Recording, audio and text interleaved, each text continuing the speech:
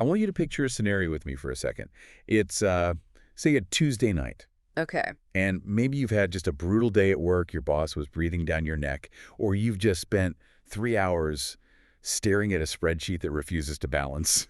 You know the feeling. Oh, yeah, that end of the day drag for sure. Exactly. So you walk into your kitchen, and you aren't necessarily hungry like your stomach isn't growling or anything. No, not that physical, I need fuel kind of hunger. Right. But you feel this restlessness, a kind of low-level hum of anxiety, maybe boredom, Mm-hmm. and you spot a bag of chips on the counter. Or maybe there's a box of cookies left over from the weekend. A trigger. And the internal monologue starts. I'll just have one, just to take the edge off. Just a taste. That moment right there, that is the precipice. It is. So you open the bag, the smell hits you first. That sharp, salty tang, or maybe that warm, sugary vanilla scent. Yeah. You take a bite. And it's heaven. For a second. For a split second, everything is perfect. The texture, the crunch, the flavor explosion. But then something weird happens. It's almost like a blackout. You just zone out. Yeah. You're scrolling through Instagram or watching Netflix, and your hand just turns into this automated machine. Bag to mouth, bag to mouth. Like a metronome. Exactly. And then, snap, you come back to reality. Yeah. You look down, the bag is empty.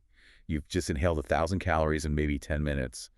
And how do you feel? Awful. You don't feel nourished. You feel heavy, bloated, and mostly you just feel guilty. We call this zombie eating. It's such a visceral description, but it's one that I think, 90% of people listening can identify with instantly. I would think so. And the tragedy of that moment isn't just the physical discomfort. It's the story we tell ourselves immediately afterward. We look at the empty bag and we don't think, wow, that food was engineered to be consumed rapidly. No, never. We think, I am a failure. I have no willpower. I am weak. Right. It feels like a character flaw, a moral failing. We treat overeating like it's some kind of sin, rather than what it is, which is a biological event. Exactly. But today, we are going to completely dismantle that narrative. We are doing a deep dive into Hijacked, How Your Brain is Fooled by Food, by Dr. David A. Kessler. Now, before we even get into the science, we need to talk about who Kessler is. Because this isn't just some random diet guru selling supplements on TikTok. No, not at all. Far from it. Dr. Kessler is a heavyweight in the medical field. He's a pediatrician. He was the dean of medical schools at Yale and UCSF. But most importantly for this conversation, he was the commissioner of the FDA. The Food and Drug Administration. The FDA. Which is a huge deal. I mean, this is the guy who was responsible for regulating the very industry we're going to be critiquing today. Right. He has seen the internal documents. He has spoken to the food scientists off the record. He knows where the bodies are buried, or in this case, where the sugar is hidden. Exactly. And his core thesis, the whole mission of this deep dive, is to prove that overeating is not a lack of discipline. It's a biological hijack. A biological hijack. Okay. A sophisticated, highly engineered interplay between your brain's ancient survival software and a modern food environment that has been weaponized to exploit that software. Well said. So if you take one thing away from the next hour, let it be this. You are not broken. Your brain is doing exactly what it evolved to do for millions of years. It's just operating in an environment, a supermarket, a fast food joint, that has turned those survival instincts against you. Precisely. And what I really appreciate about Kessler is that he starts the book by admitting he's a victim of this too. Oh, absolutely. He shares this story about the cookie experiment that just perfectly sets the stage. I loved this part because it's so humanizing. Here is this high-powered government official, a doctor, a man of science. Right. And he talks about going to a bakery and buying 2 chocolate chip cookies. His plan is totally rational. I'll take these home, I'll eat them later. So he puts them on a plate in his home office, just out of arm's reach, and he tries to get some work done. And absolute chaos ensues in his brain. It's a complete meltdown. It is a total meltdown. He describes trying to read a medical journal, but his eyes keep darting over to the plate. He's biting his lip. He's shifting in his chair. You can feel the pull. He realizes that without even thinking about it, he has physically moved his body closer to the desk.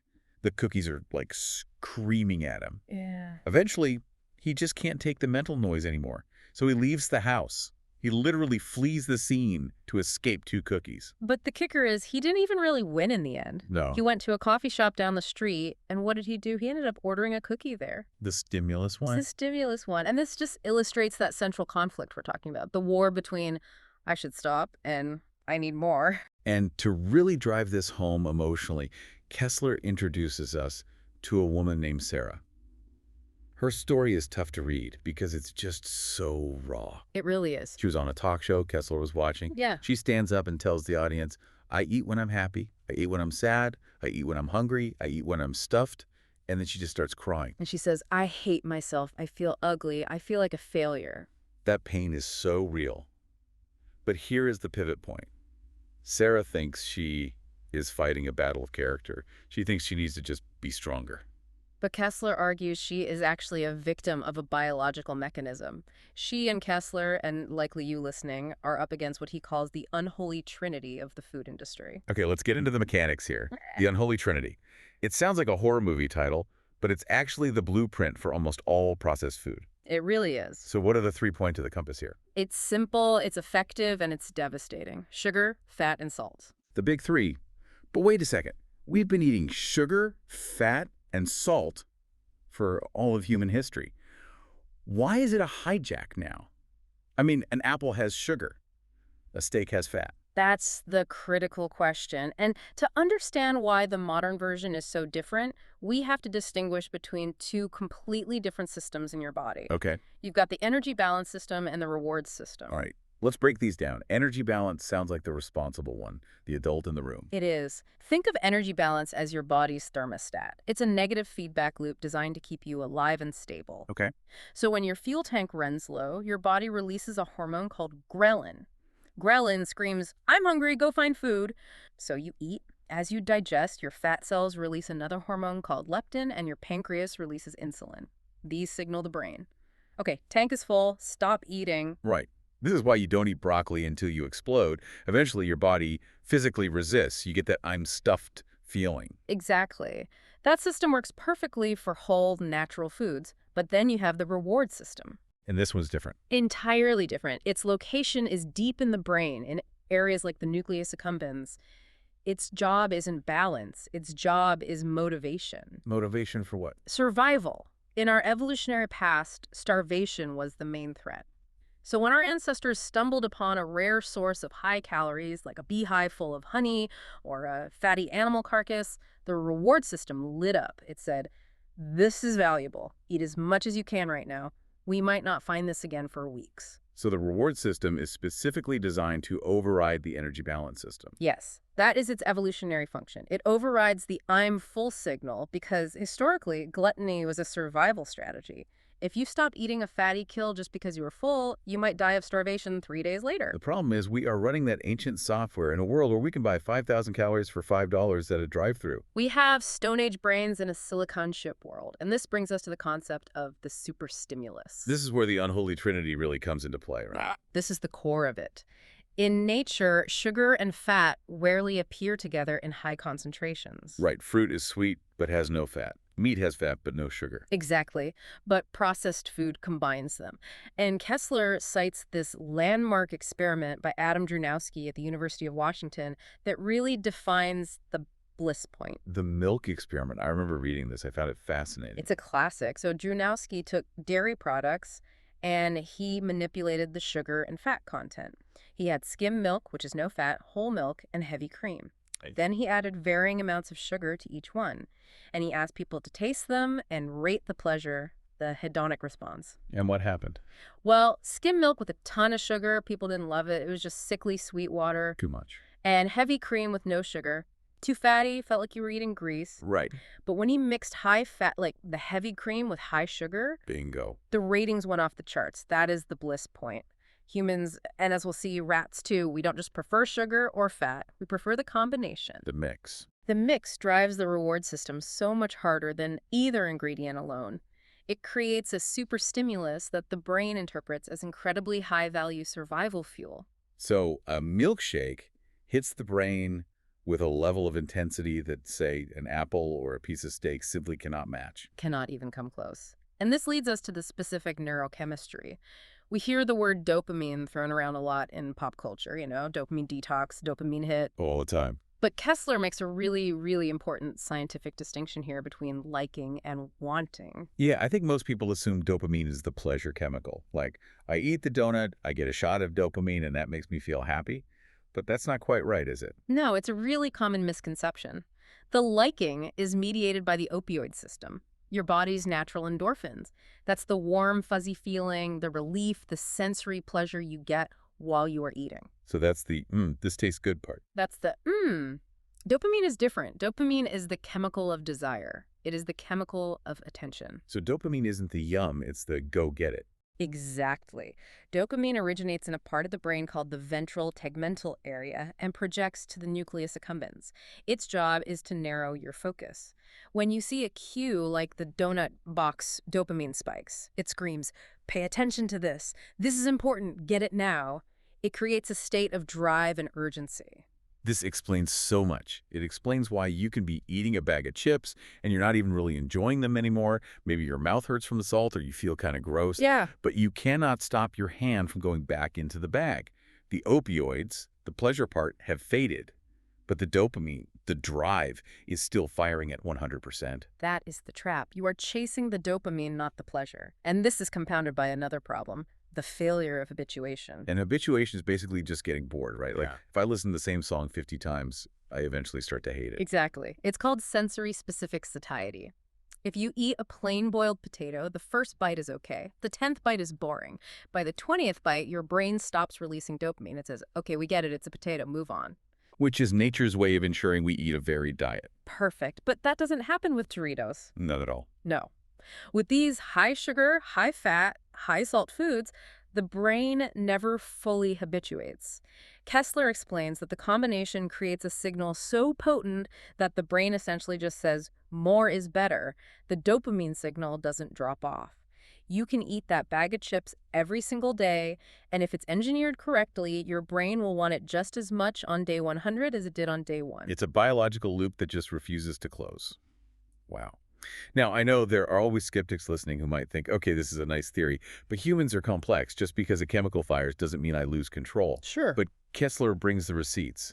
The animal studies in this book are, well, they're frankly terrifying. They are deeply disturbing because they show how easily biological organisms can be manipulated. When you strip away human culture and you just look at the mammalian brain, the results are just undeniable. Let's start with the Fruit Loops experiment. This one really stuck with me because it wasn't about hunger, it was about fear. This was Anthony Sclafani's work.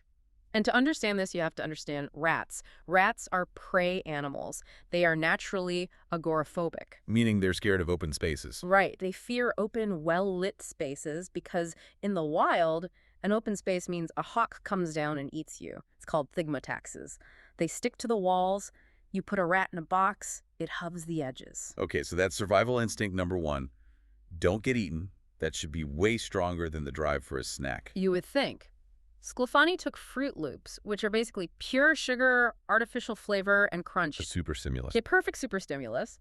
And he placed them in the center of a brightly lit open field, a kill zone for a rat. And what happened? The pull of the super stimulus was so powerful that the rats overcame their innate evolutionary fear of death. They ran into the open, they grabbed the Fruit Loops, and they ran back. They risked their lives for the sugar hit. That is wild. It really puts into perspective why I might risk being late for a massive presentation just to stop for a latte and a muffin. It's overriding the logic center. It's not just logic. It's overriding the preservation instinct. Exactly. And then there's the lever press experiment, which measures how hard an animal is willing to work. This is the breaking point study. Okay, walk us through this one. So you train a rat to press a lever to get a reward. First, it's one press, one treat. Easy. Simple enough. Then you switch to what's called a progressive ratio schedule. So to get the next treat, you have to press 3 times, then 10, then 50. Researchers want to find the break point, the moment the rat says, you know what, it's not worth the effort anymore. Okay, and if the reward is just regular rat, chow-boring, nutritious pellets, I assume they give up pretty fast. Very fast. They press a few times, they eat enough to not be hungry, and then they stop. Why work so hard for bland food? Makes sense. But when the reward was a liquid mixture of high sugar and high fat, something kind of like a vanilla milkshake, like the drink in shake. The rats went berserk. Completely berserk.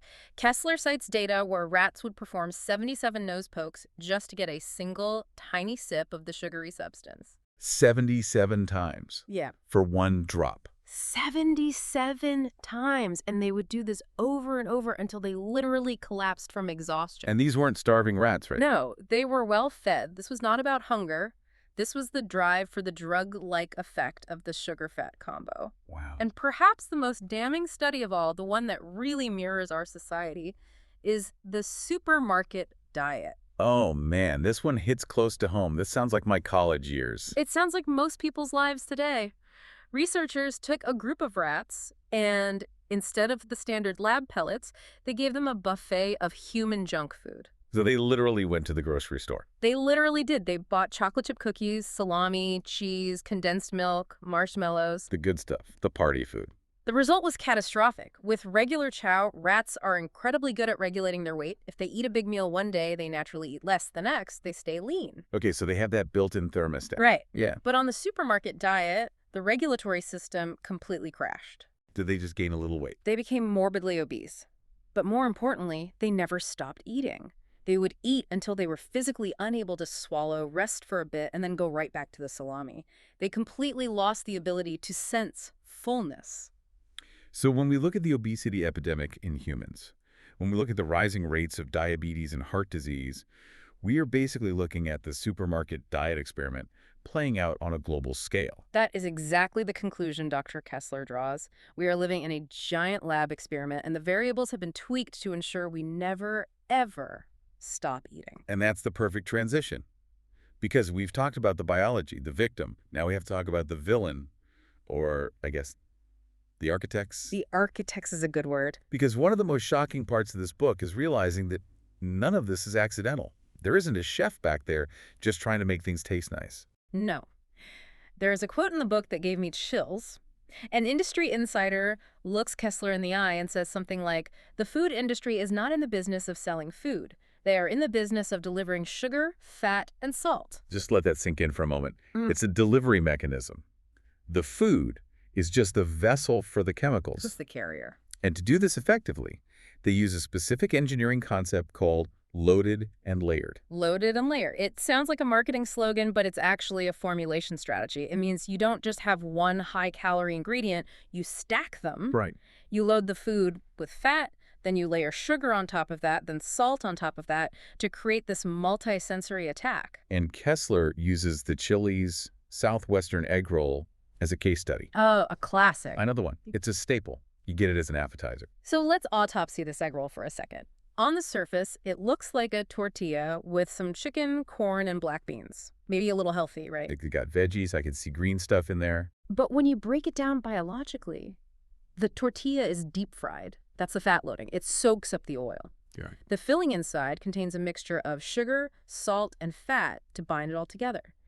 But then, and this is the key, it's served with a dipping sauce. Usually a ranch or an avocado ranch. Which is basically mayonnaise with seasoning. Right. Pure fat and salt. And Kessler analyzes the ingredients list. Salt appears 8 times on the label of that one dish. 8 times. And sweeteners appear 5 times. Wait, hold on.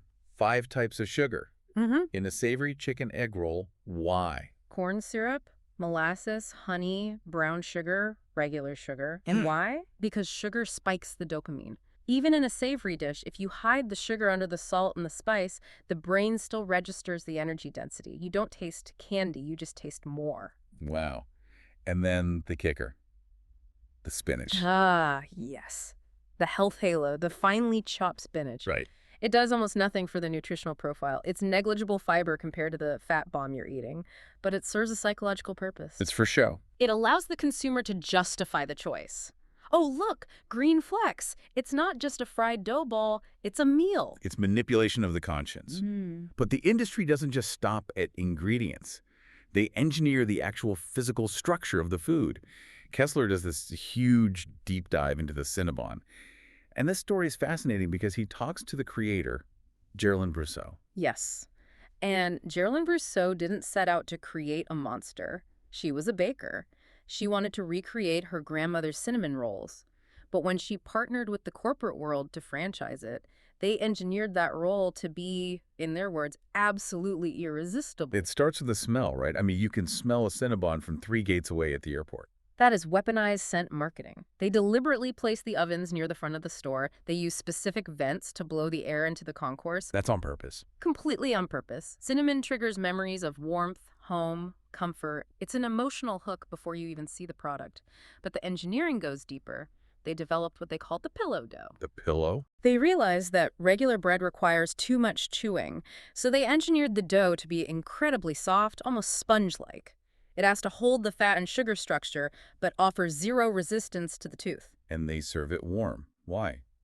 I assume because warm food tastes better. It's physics. Yeah. Warmth increases the volatility of the aroma molecules. It makes it smell stronger. Okay. But more importantly, it keeps the fat in a liquid or semi-liquid state.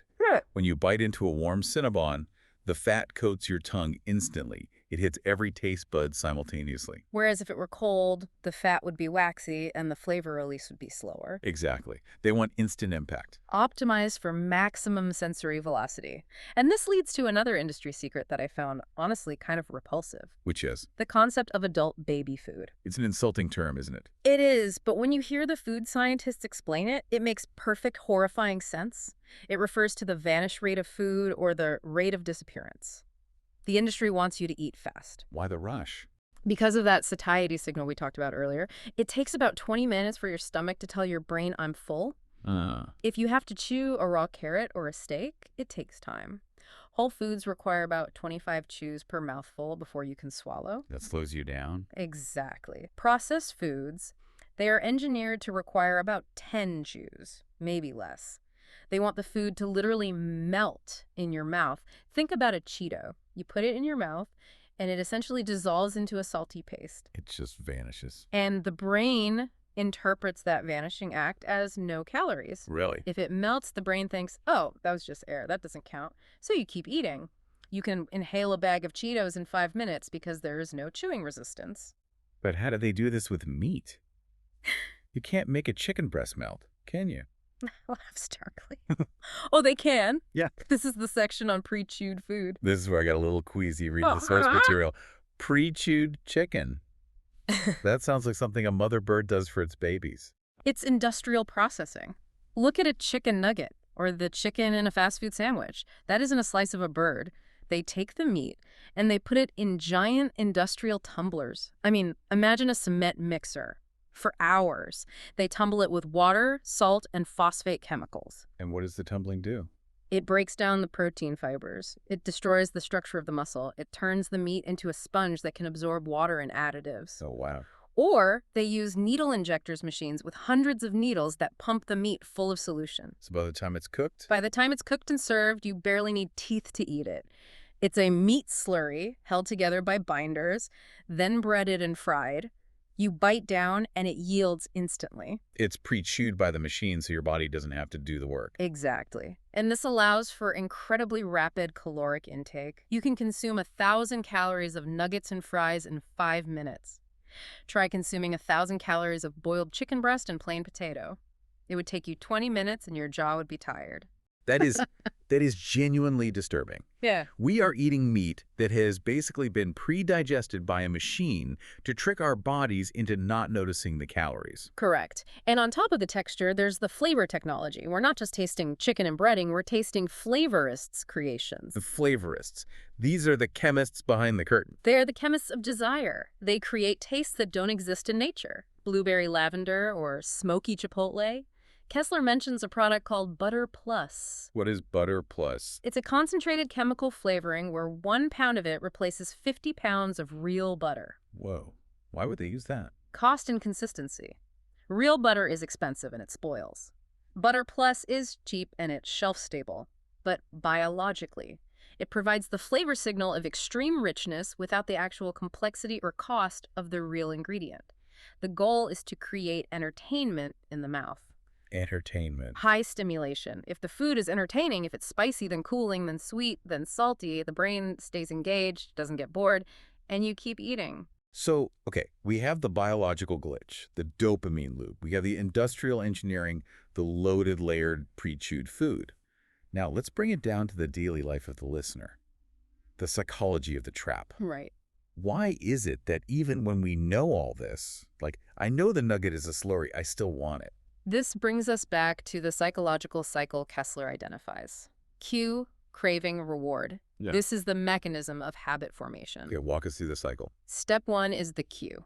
This is the trigger. It can be anything. A visual like the Golden Arches, a smell from a bakery, a time of day like, it's 3 p.m., I need a snack, or an emotion, I'm stressed. Okay, so the cue hits the brain. The cue triggers that dopamine spike we talked about. That's the craving, the urge, the feeling of, I need this. And then finally, the reward. You eat the food, you get the opioid release, the relief.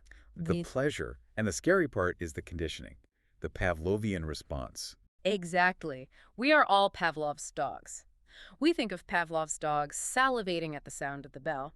But Kessler explains that for humans, just seeing the sign of a favorite restaurant or walking into a movie theater triggers the insulin and dopamine response before any food touches your tongue. Wait, so my body is physically prepping to process sugar just because I walked into the cinema? Yes. Your pancreas releases insulin in anticipation. Your blood sugar then drops slightly because of that insulin, which makes you feel hungry, even if you weren't 5 minutes ago. Your body is physically demanding the food to match the insulin spike it just created. So when you try to fight that, when you try to use willpower, you're not just fighting a thought, you're fighting a physiological cascade that has already started. Precisely. And this leads to what's known as the white bear problem. A white bear. This is a classic psych experiment, right? It is. If I tell you do not think of a white bear, what is the first thing that pops into your head? A polar bear. Yeah. Immediately. Every time. Right. Suppression creates obsession. When you walk past the donut shop and say to yourself, don't eat the donut, don't look at the donut, I shouldn't have the donut, you are essentially focusing all your mental energy on the donut. You're making it more important. You are increasing its salience, its importance in your mind. So the internal debate, the whole I want it but I shouldn't have it, actually makes the craving worse. Yes. The debate keeps the stimulus active in your working memory. It heightens the tension. And often the only way to relieve that tension is to just eat the darn donut. The act of giving in is a relief not just from hunger, but from the mental exhaustion of the debate itself. And then comes the biggest lie we tell ourselves. I'll just have one bite. The just one bite trap. This is biologically doomed to fail for an overeater or for someone who's sensitive to these cues. Kessler explains that the first bite is not a satisfaction point. It is a primer. A primer, like priming a pump. Exactly. That first hit of sugar and fat on the tongue sends a massive signal to the brain. It's here. The reward is here. This causes the dopamine to spike even higher than it was before you took the bite. So the drive to eat becomes stronger after the first bite than it was before it. Precisely. You take a bite to calm the craving, but you're actually pouring gasoline on the fire. Wow. You cannot satisfy a drive that is designed to be infinite. The brain sees the superstimulus and it says, more. Stopping after one bite requires fighting a significantly stronger chemical urge than stopping before the first bite ever happened. That explains so much. It explains why moderation is so incredibly difficult with these specific foods. You can moderate apples. It's really hard to moderate Doritos. And then you layer emotional eating on top of that. Oh. If you are stressed, sad, or lonely, your brain knows from past experience that the opioid release from that food will numb the pain. It becomes self-medication. So we have a pretty grim picture here. Our brains are hijacked.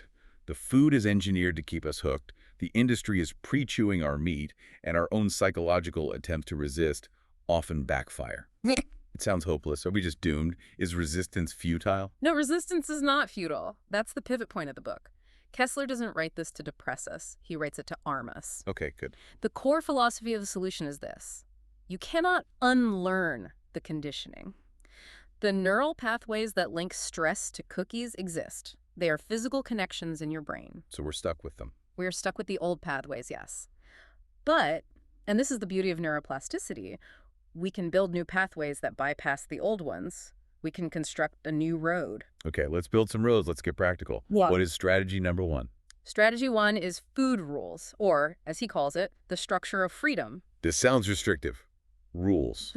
Humans hate rules. It sounds restrictive, but it's actually liberating. Remember the debate we talked about? The should I, shouldn't I? Yeah, the mental torture. That debate exhausts your willpower. Rules eliminate the debate. How so?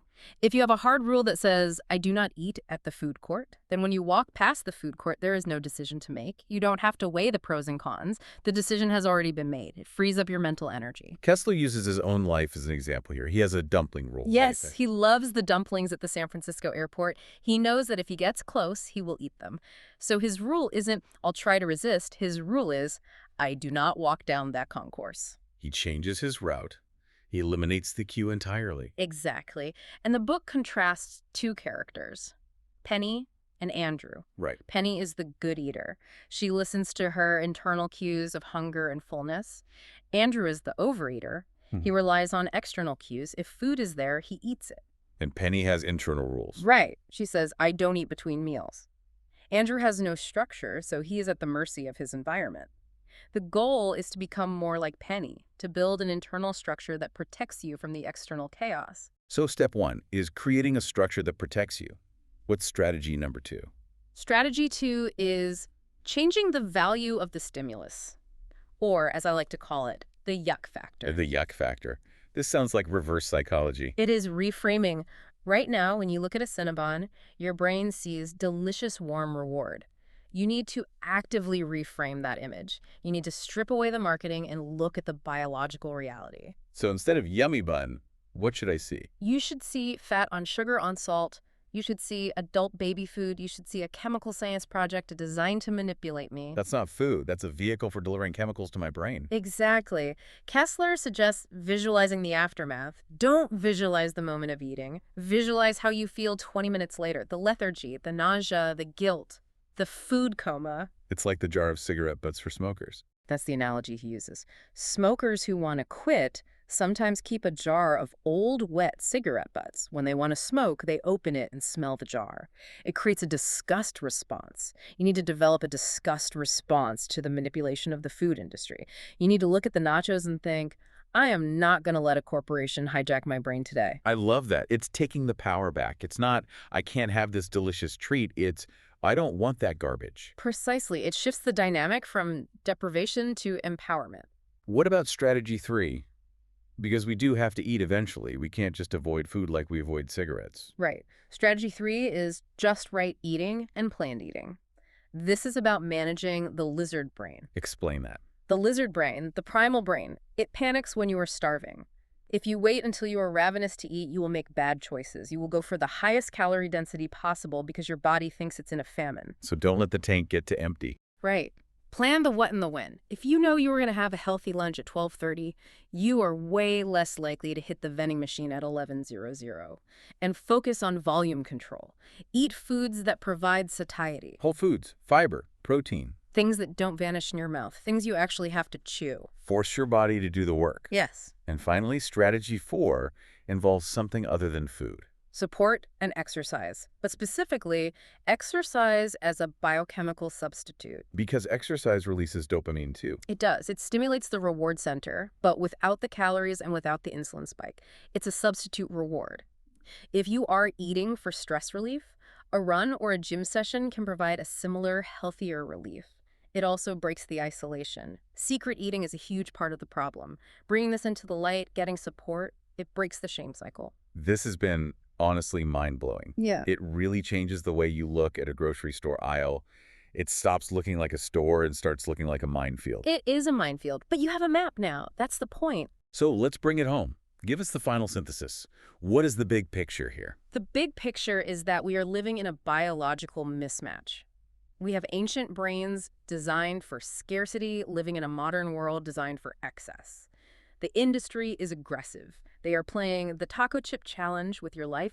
They're betting you can't eat just one. And as long as you are unaware of the game, you will probably lose. But awareness is the key. Awareness, understanding the neuroscience, the engineering, and the psychology is the first step to breaking the zombie trance. And to our listener, you are not weak. You are not broken. You are up against a billion-dollar industry that has hacked your biology. But you can hack it back. Absolutely, 100%. So here's my challenge to you. Pick one food rule. Just one. Maybe it's, I don't eat in the car. Maybe it's, I don't drink my calories. Yeah. Implement it tomorrow. Just see how it changes the noise in your head. And remember, every time you say no to a super stimulus, you are literally strengthening a new neural pathway. You are physically changing your brain for the better. So next time you see a monster thick burger or a frappuccino, ask yourself, is this food? Or is it just a vehicle for delivering chemicals to my brain? Who is really in control here, you or the cookie? Great question to leave people with. Stay curious, stay informed, and don't let your brain get hijacked. Thanks for listening to The Deep Dive. Stay healthy.